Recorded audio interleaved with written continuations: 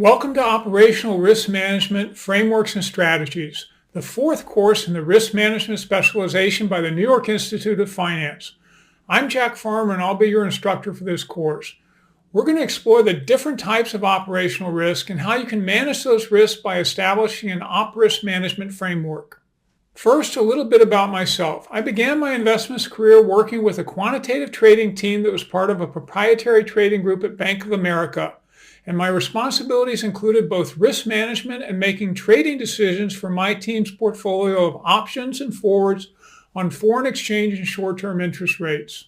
Although I was not part of the bank's dedicated risk management group, I still had responsibility for the modeling of the market risk of the group's portfolio of derivatives and ensuring that the group as a whole and individual traders did not exceed the risk limits established by the bank's senior management.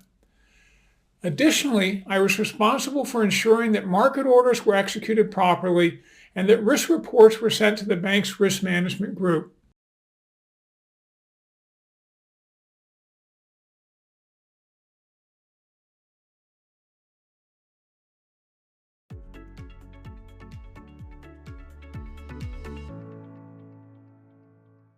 Operational risk among financial institutions is the risk of loss from inadequate or failed internal processes, people, and systems, or from external events. It's the risk of loss from problems such as human error, system failures, and bad behavior by employees, customers, and hackers. Op risk includes some very old risks like fraud and embezzlement, and some newer risks like cybercrime and system failures. These risks come in many forms and can cause losses that can be insignificantly small or large enough to destroy an institution almost overnight. The methods and strategies for managing op risk include measuring past risk and, if possible, mitigating or hedging them, or if not, allocating risk capital to cover potential losses. In this course, we'll explore the different categories and sources of operational risk and identify causal relationships in financial business processes. You'll learn how to use risk and control self-assessments to create key risk indicators that will allow you to measure and manage op risk. You'll also learn how to use scenario analysis to model risk in situations where data is scarce. Lastly, you'll look at how operational risk capital is budgeted and allocated to business units.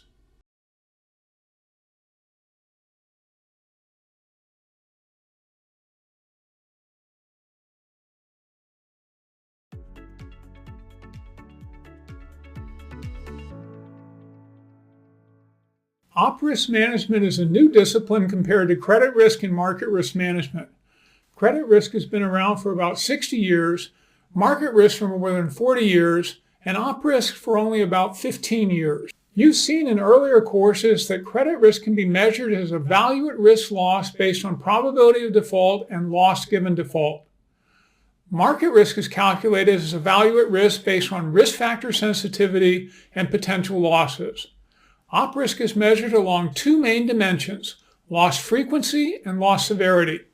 Measurement of frequency and severity are supplemented by key risk indicators, which we'll cover later in this course. Now let's look at tools to mitigate risk. Credit risk is managed using risk-based capital, credit approval process, and credit derivatives. Market risk is managed using the allocation of risk-based capital, the setting of value at risk limits, portfolio diversification, and hedging. Op risk is managed with risk-based capital tied to the pace of business growth and managed using infrastructure investments, planning, people management, and training. The goals of op risk management are to manage the frequency and severity of losses, to scale the op risk exposure to conform to an acceptable level of risk, and ensure adequate controls to keep exposure and financial and reputational risk within acceptable levels. And lastly, to determine the appropriate level of capital to absorb extreme losses associated with risks that are difficult to control or where the control mechanism fails. The tools of op risk management include loss capture, which gathers loss information in databases that can be used to design preventive measures and calculate capital requirements. Also, assessments by business units, auditors, and regulators to measure the effectiveness of controls and identify any residual risks that remain. Metrics include key risk indicators. Good key risk indicators need to be quantifiable in terms of dollars or profit and loss. They need to be measured precisely and accurately, and they need to be validated against known facts or confidence levels so that you can make an estimate of future loss levels within certain levels of confidence. Scenario analyses are important for measuring the potential frequency and severity of losses and for modeling unexpected losses, which are low frequency and high severity. Risk capital allocation forces the organization to focus on the business lines that offer the highest return on invested capital. There are several challenges in op risk management, including that losses are practically unbounded, exposure is often undefined and undimensioned, losses are not capped by credit limits or market stop losses, observed loss amounts are not simply related to firm size, so you can sometimes have an extremely large loss for a small firm. And lastly, that loss severity distributions are fat-tailed. Fat-tailed loss distributions are seen in market risk and credit risk, but op risk is unique in that many of its loss distributions have extreme tail risk. Op risks are not easily controlled in the short term. It's very difficult to trade down or close out an op risk position, as these positions are an integral part of your business process. Also, with op risk, it's often only recognized after the fact, so there can be significant delays between when an event happens and when it is recognized or a loss is incurred. Lastly, the operational loss capital requirements are driven by infrequent but extremely large events. The main framework used to measure op risk is to start with the inherent risk and then look at what tools are available to mitigate or hedge that risk. You can then calculate the residual risk that's unhedged and compare it to your organization's risk appetite. If the residual risk is less than or equal to your organization's risk appetite, then it's considered managed. If the residual risk is greater than your risk appetite, then business activities generating the risk may need to be scaled back. The first step in the op risk management equation is to identify and classify the inherent risk. This is done with a Basel classification system with custom adjustments depending on the operating practices of specific businesses. The measurement of inherent risk is the joint responsibility of business line managers and risk management function. To classify a risk, you need to identify the risk drivers. These include: why did the event or loss occur? What could have prevented it? What factors influence the nature and size of the risk? The next step is to look at the environment in which the risk occurs. Were there controls that failed, or were there no controls at all? Was the risk covered in assessments of the business unit that was causing the loss? And next, look outside of the business unit and ask, where else could such a control failure occur? The third step is to examine the metrics to monitor and measure the risk. Did the available metrics warn of trouble? What other potential metrics could best track these risk drivers? What sort of metrics could best capture and end risk? This is where you don't just look at the risk itself, but also at the risk as part of the entire business process and examine all of the risks related to that process. The fourth step is to look at scenarios and responses. You need to ask yourself, could the loss have been much larger or more costly? Could losses occur more frequently than they have in the past? Can we learn anything from the experience of the larger industry that tells us something about the potential of this type of loss to reoccur? The next step in the risk management equation is to decide how to mitigate or hedge the risk. This is the primary role of business management and includes the design and implementation of risk controls. These controls must then be tested for efficiency and effectiveness. Before implementing any kind of fixes to mitigate or hedge the risk, it's important to ask these questions. First, who is impacted? What business lines are affected? You need to look at the data and key risk indicators and exception reports for the business as a whole and determine where else these problems are seen. If similar problems are identified, how have they been prevented? Next, are there any inefficiencies in the process that could allow steps in the process to be simplified or eliminated? Is this a process that could be automated? Next, you need to look at any weak points in the process. Are there controls that are missing or ineffective? Could you make changes to your management information system that might help? You need to look at potential fixes and agree on end-to-end solutions that cover the entire business process, and also look at where the solution could make a difference in other parts of your business. Once you've identified your risk and decided how to mitigate or hedge that risk, what you're left with is residual risk. This is the risk you can't hedge and that you need to model using an analysis of historical losses and scenario analysis. Scenario analysis is a systematic process where you're trying to imagine risks that you haven't faced before. The first question you ask is, could it happen? Do you face a previously unrecognized risk? If so, in which business or regions? What part of your business would be hurt the most? Are there any controls that could prevent this event? Are they already in place and working well? Then to create scenarios, you need to consider what data is available on the frequency and scale of past risk events. What factors which you might be able to control drive the size of the loss? And lastly, thinking about how you might prepare for this event. What kind of control improvements or better metrics might you use to anticipate and prepare for this event? Once you've modeled and managed the residual risk, you must then decide if the risk can't be hedged or mitigated is greater or less than your risk appetite. Risks that can't be hedged need to be looked at more carefully with a quantitative and qualitative analysis. They need to be examined in the context of scenarios and existing capital allocations. The size of any risks that are not managed must also be explicitly approved by the senior management and board of directors.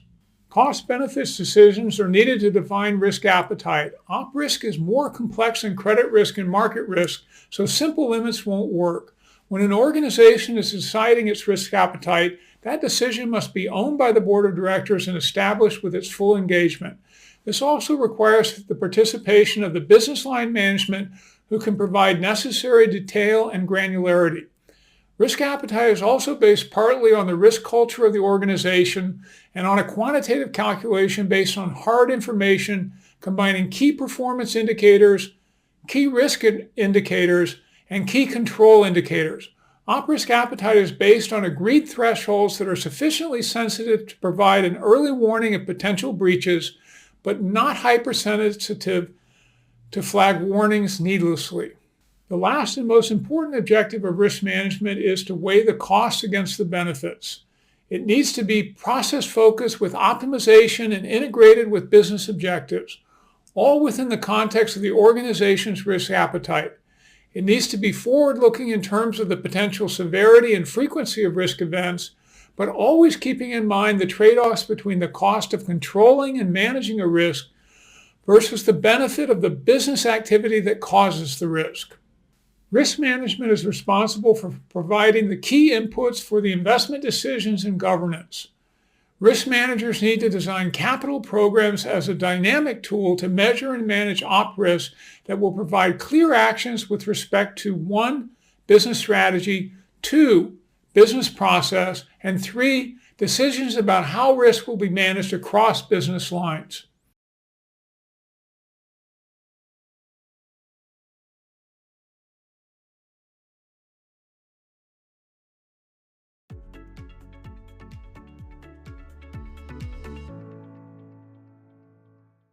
In Module 3, we'll look at how you collect op risk data to measure and analyze risk. We'll also look at how you calculate regulatory risk capital requirements for unexpected losses and how to create scenario analyses. Collecting risk event data is the first step in measuring and analyzing risk.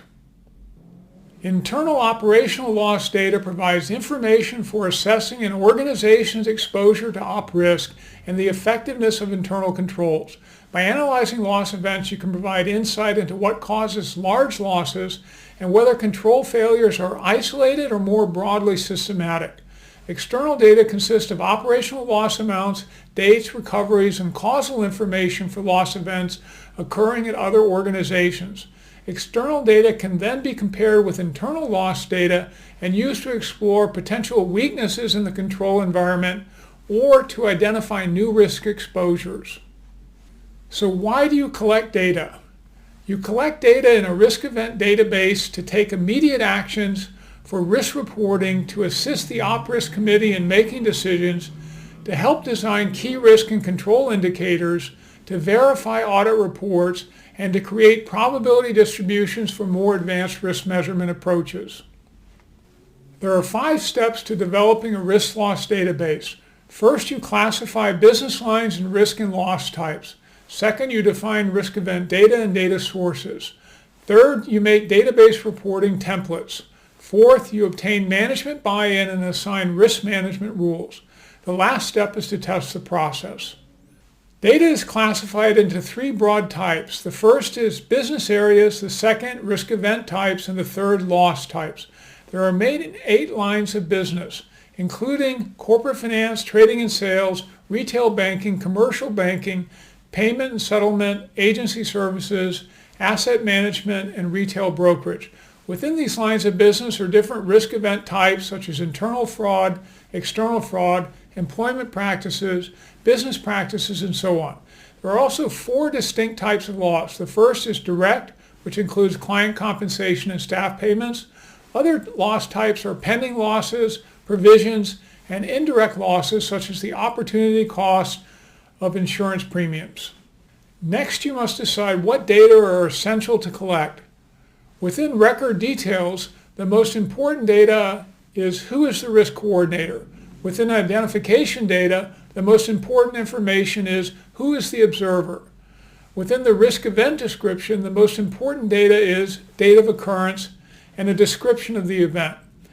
Valuation data should include the amounts of losses and the effective risk event.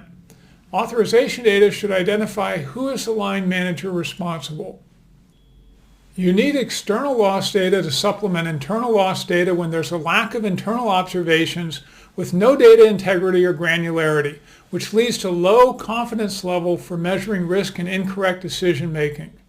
External loss data is important for validating decisions about risk controls and processes. Now you can think about your own organization to decide if you can identify some external loss examples, including losses from internal fraud, external fraud, reputational risk, products and processes, system failures and disruptions, and external events. The severity distribution report shows losses grouped by size ranges and frequency. You can see in the data above that about 98.5% of the total losses were quite small, between 0 and 20,000 euros. On average, these losses were each 1,200 euros and totaled just over 12 billion euros and comprised 18.9% of the total monetary losses. At the other extreme, we have the 41 losses that were over 100 million euros. Even though there were relatively few of these losses, the average loss severity was 530 million euros and the total losses were 21.7 billion euros, or about 34% of the organization's total losses. You can see that if you just focus on high frequency losses, you miss about 80% of the total monetary losses. The summary risk report reports aggregate frequency and loss amount by business line and risk type.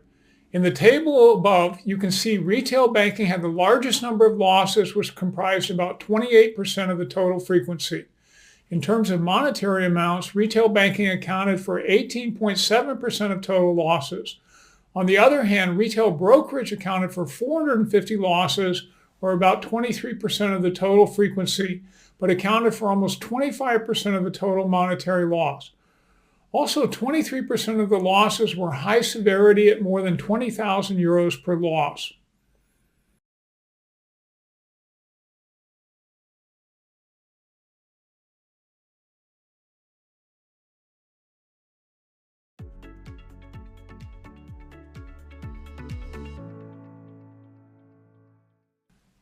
Now we're going to look at the amount of risk capital that is required to be held against operational risk and how regulators require that capital to be calculated. On the right, we see a graph showing the percentage of total risk capital for each of the main types of risk at the largest U.S. banks. Credit risk is the largest component of regulatory risk capital required for all banks. This makes sense since lending is their largest business. The amount of market risk capital varies a lot between the banks. It's quite high for trading-focused banks like Goldman Sachs and Morgan Stanley, and much lower for clearing and custody banks like State Street and Bank of New York Mellon. These two banks have much higher op risks, though. Overall op risk capital requirements range from 18% for Goldman Sachs up to about 45% for State Street. Here's the equation used by the Basel Committee to calculate the common equity ratio for risk capital. This ratio is calculated by taking the adjusted common equity and dividing it by the sum of the credit risk-weighted assets plus market risk-weighted assets plus op risk-weighted assets.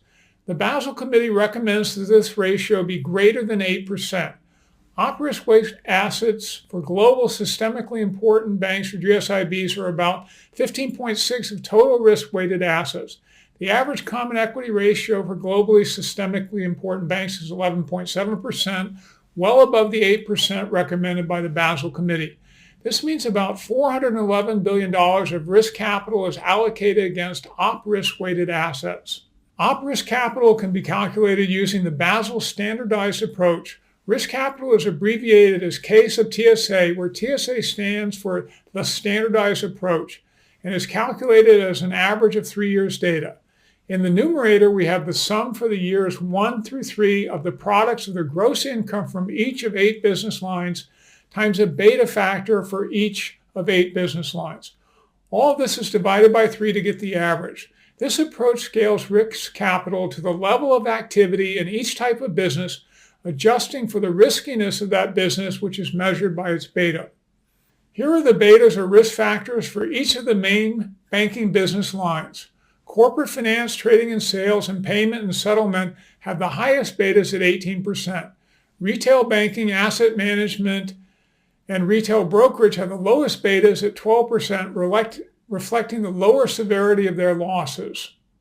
In this example, you're given 3 years of gross income data for each business line in a bank. For each year, the gross incomes are multiplied by the beta to calculate the capital charge for that business area.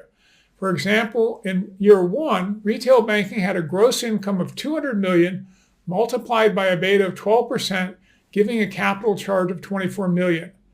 For year 1, we see that the sum of the capital charges, though, is negative, so that the total capital charges are assumed to be 0. For year 2, the sum of the capital charges is equal to 2.25, and for year 3 is equal to 4.68.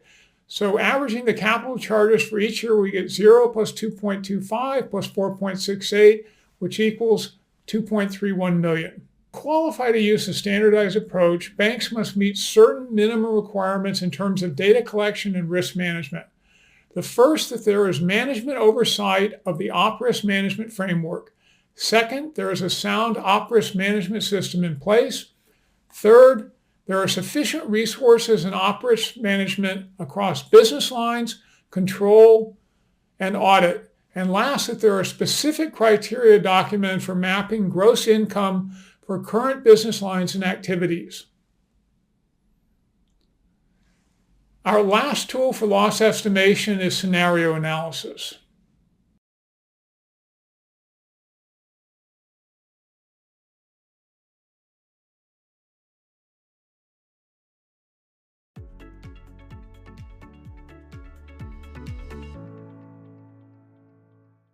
Scenario analysis is one of the primary tools that may be used for identifying and assessing operational risk.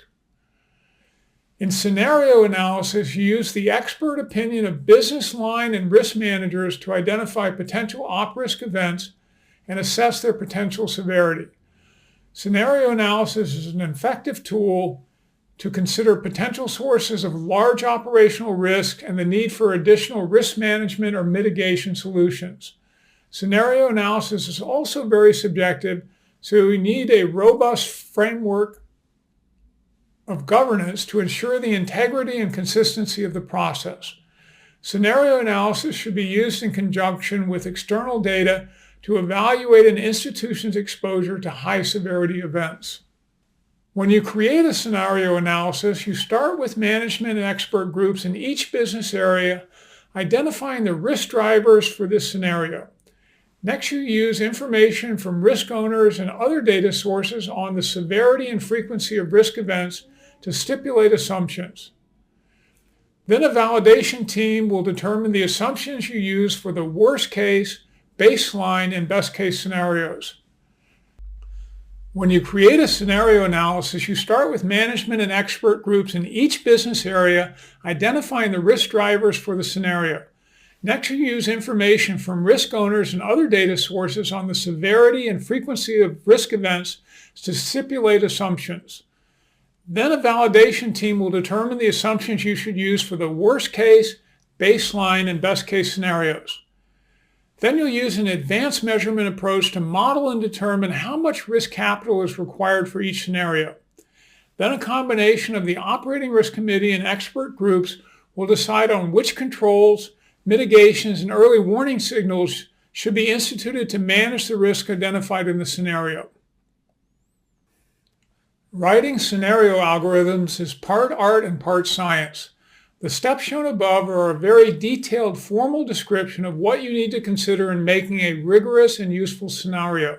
Your next step is to decide which scenarios are relevant. Scenario analysis is most appropriate for areas where external loss data is available for scenarios that are infrequent, high severity, and could realistically happen. This contrasts with low frequency, low severity events that are better modeled using internal loss data and high frequency, low severity events, which are managed using risk and control self-assessments, key risk indicators, and audit findings. Scenarios should take a forward-looking point of view of op-risk exposures based on expert judgment or historical experience. They should incorporate the internal and external loss database to look at past events to create a forward-looking scenario analysis. Data sources should include internal and external loss data, key risk and performance indicators, risk and control self-assessment, and expert opinions. Data should be updated whenever there are major changes or extreme losses, but at a minimum it should be updated annually. Data can be collected from several sources, including workshops with expert groups, interviews with business line managers, questionnaires given to the business line managers, and regular meetings of the Op Risk Committee. The scope of the data should include bank-wide scenarios, business line scenarios, and subgroup scenarios. The RCSA can help identify the business lines and events which could have a high impact on scenario risk. In the table, the highest impact events for each business line are shown. For commercial banking, you have theft of customer funds, discrimination, and lost loan documentation. For retail banking, you have credit card robbery. For payment and settlement, you have non-compliance with anti-money laundering rules and failure of payment channels. And for agency service, the highest impact risk is business continuity failure. Now let's look at the scenario distribution. This gives you an idea of the relative number of scenarios that are created for each business line and type of business risk. In this example, we can see that retail banking has the largest number of scenarios which are concentrated in risk areas such as business practices and client products, and execution, delivery, and process management. Some examples of high severity scenarios include large loan or credit card fraud and unauthorized trading. Also, massive technology failures, service disruptions or network shutdowns, and mergers with or acquisitions of other banks. Other high severity events are where there is an increase of loss frequency by 20% or more, or an increase of loss severity by 50 to 100%. Here's an example of scenario parameters. This looks at a large-scale payment card data compromise, which includes an external loss of data. The risk is external fraud on customer payment cards, and the exposure levels are 100 cards, 500 cards, 5,000 cards, all the way up to 500,000 cards. The severity of the scenarios ranges from 100,000 euros all the way up to 500 million euros. The recommended control is to suspend operation within 5 minutes after massive withdrawals. Recommended mitigations are default limits on one-off and daily payments. Key risk indicators are the number and severity of fraud events on payment cards, and loss experience is the historic losses on data breaches. Some of the more common biases in scenarios include overconfidence, leading to the underestimation of risk due to the number of observed events being small. Also, availability, which is the overestimation of events that respondents have had a closer or more recent contact with. Anchoring, when people tend to overestimate success and underestimate failures. And motivation, where respondents have a conflict of interest with the goals and consequences of the assessment. And framing, where outcomes from the questionnaires are sensitive to the phrasing and the order of questions used. Surveys of large money-centered banks have indicated that their scenarios are likely to deviate from true risk estimates due to the low frequency of events, too much reliance on recent data, and conflicts of interest. Scenario creators can ensure the integrity and consistency of their estimates using the following practices: clearly defined and repeatable processes, good quality background preparation of the participants, qualified and experienced facilitators, including representatives of the business line, subject matter experts, and risk managers.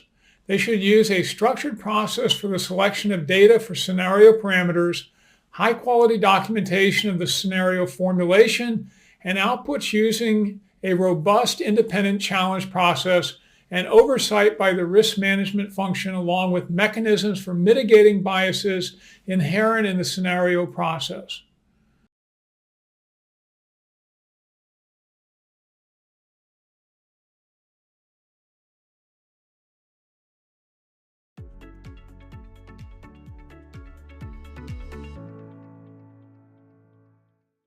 Module 4 will cover op risk management frameworks and governance frameworks.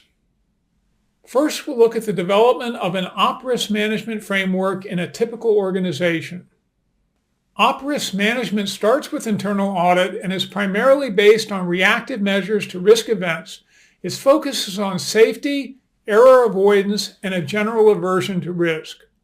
Once an organization decides to manage op risk formally, it will create an op risk unit that will be responsible for recommending proactive controls and a framework and a strategy for risk management.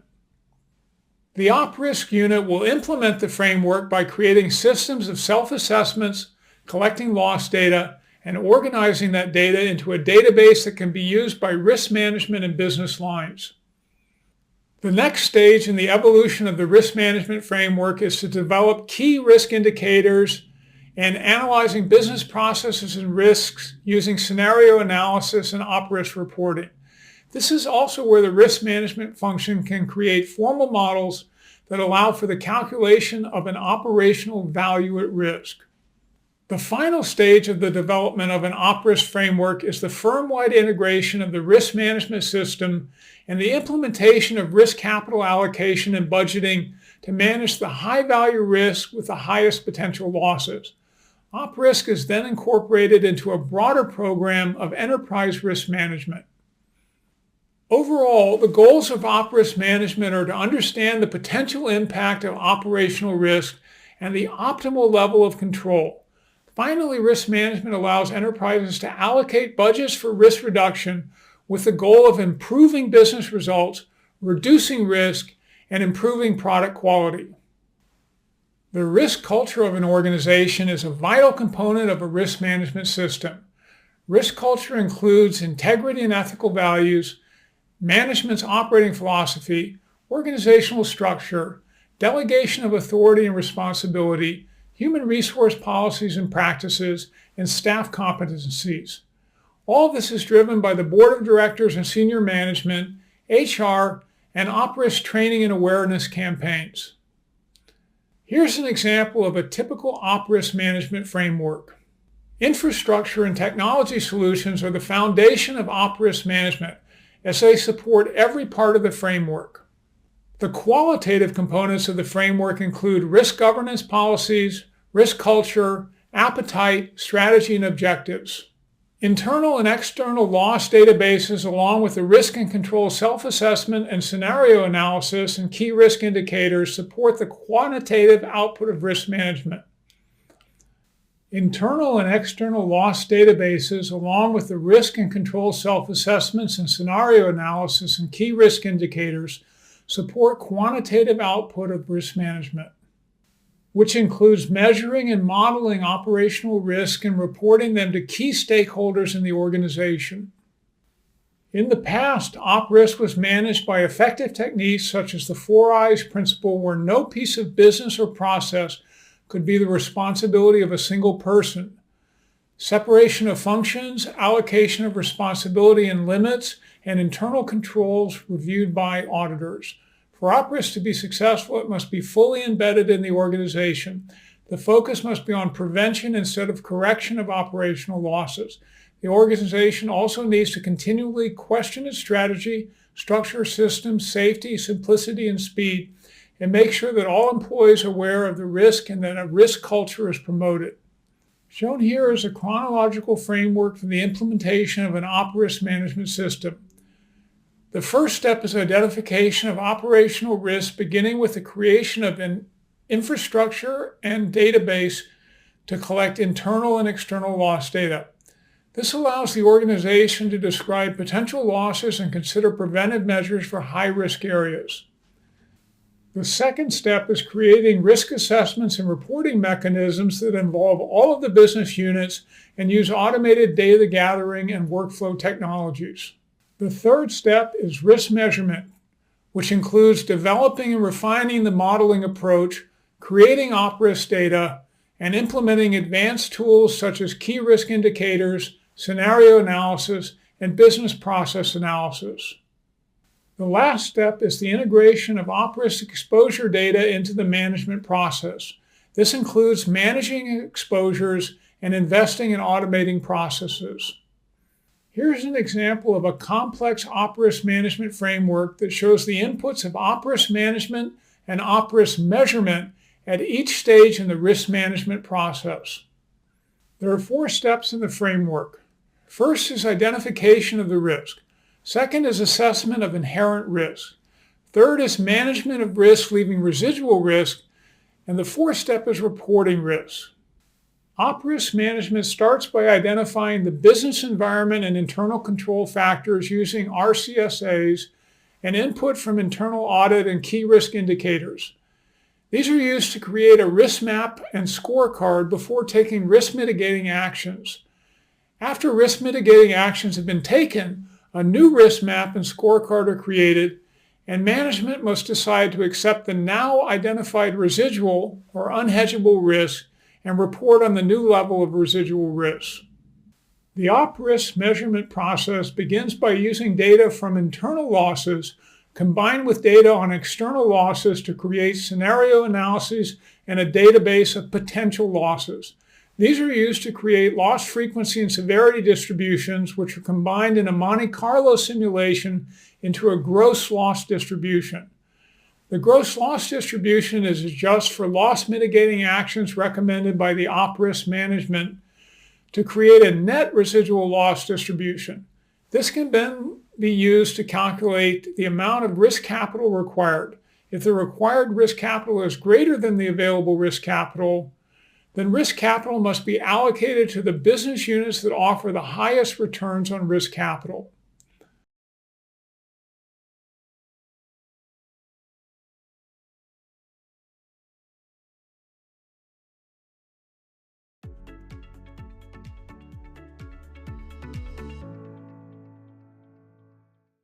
Now that you have a good understanding of op risk management frameworks and strategies, let's review some of the key benefits of op risk governance.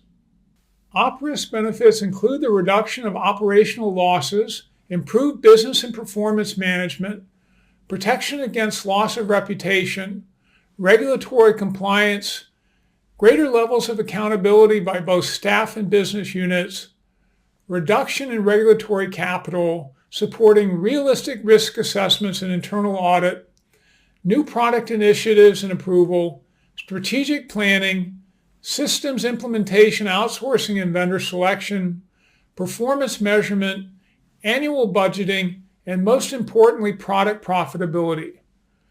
Op risk governance is just good op risk management. Which of these benefits do you think is most important? Thank you for putting in the time and effort to get a complete understanding of op risk management. I realize that op risk management uses a lot of jargon and hope that I was able to cut through some of that jargon and help you have a better understanding of operational risk management. Thank you.